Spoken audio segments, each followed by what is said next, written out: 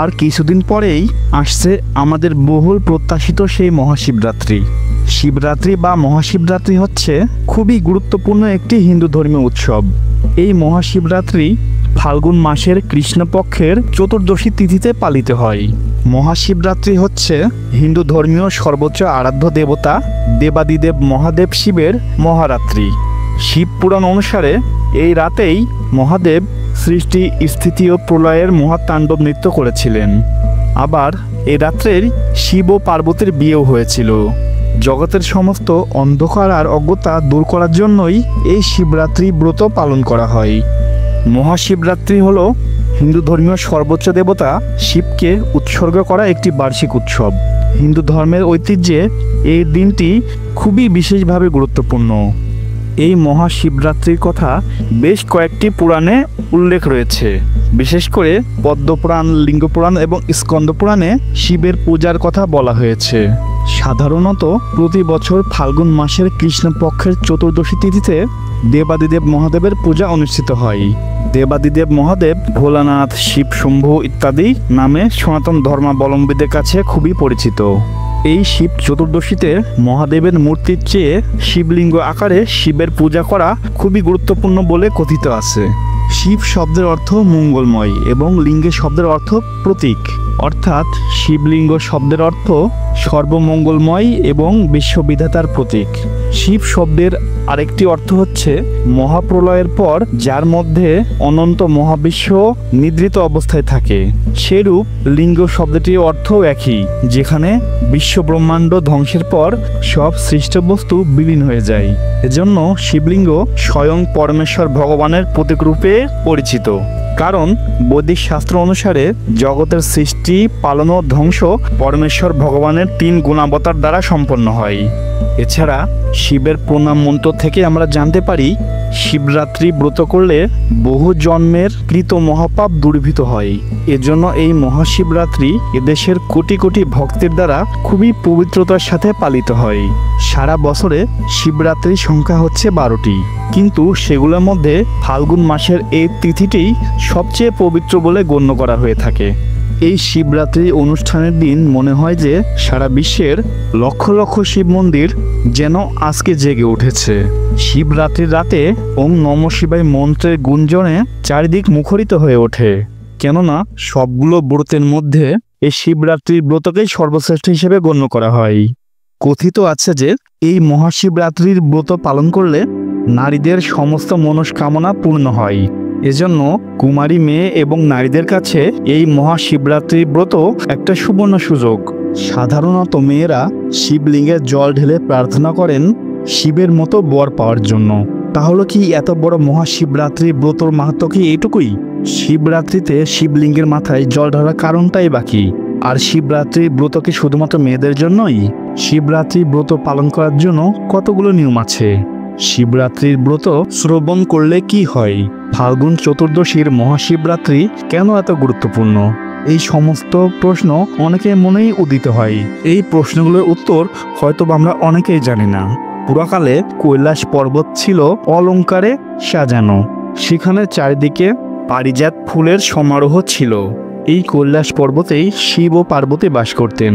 দেবী পার্বতী একদিন শিবকে জিজ্ঞাসা করেছিলেন, হে মহাদেব, কিভাবে শিবরাত্রির ব্রত করলে আপনি সন্তুষ্ট হবেন? দেবী পার্বতীর কথা শুনে তখন মহাদেব বললেন, ফাল্গুন মাসের কৃষ্ণপক্ষের চতুর্দশী রাত্রে উপবাস করলে আমি খুবই সন্তুষ্ট হই। ধূপ ও পুষ্প দিয়ে পূজা অর্চনায় আমি যতটুকু না সন্তুষ্ট হই, তার চেয়েও অনেক অনেক বেশি সন্তুষ্ট হই এই শিবরাত্রির উপবাসে। মহাদেব তখন আরো বললেন, যারা ব্রত পালন করবে তারা ত্রয়োদশীতে স্নান করে সংযম পালন করবে এবং অবশ্যই নিরামিষ ভোজন করবে এবং একাগ্রচিত্তে আমার নাম স্মরণ করতে থাকবে। তারপর বিল্বপত্র দিয়ে আমার পূজা করবে। বিল্বপত্র দিয়ে পূজা করলে আমার যে প্রীতি জন্মে, স্বর্ণ বা মণিমুক্তা দিয়ে পূজা করলেও আমার তার সমান প্রীতি কখনো জন্মাবে না।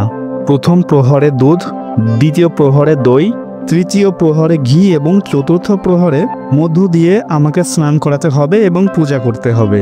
এইগুলোই হলো আমার ব্রত, যেটা করলে আমি খুবই সন্তুষ্ট হই। যে ব্যক্তি আমার এই ব্রত করবে সে অনেক পুণ্য লাভ করবে এবং তার 16 কলায় দক্ষতা জন্মাবে। তখন দেবী পার্বতী মহাদেবকে জিজ্ঞাসা করলেন, হে মহাদেব, এখন আপনি আমাকে শিব চতুর্দশীর মাহাত্ম্য শোনান। তখন ভগবান মহাদেব বললেন, হে দেবী পার্বতী, এখন আমি তোমাকে শিব চতুর্দশী তিথির মাহাত্ম্য বলছি, খুব মনোযোগ সহকারে শ্রবণ করো। একদা পুরীতে ভয়ঙ্কর একটা ব্যাধ বাস করত।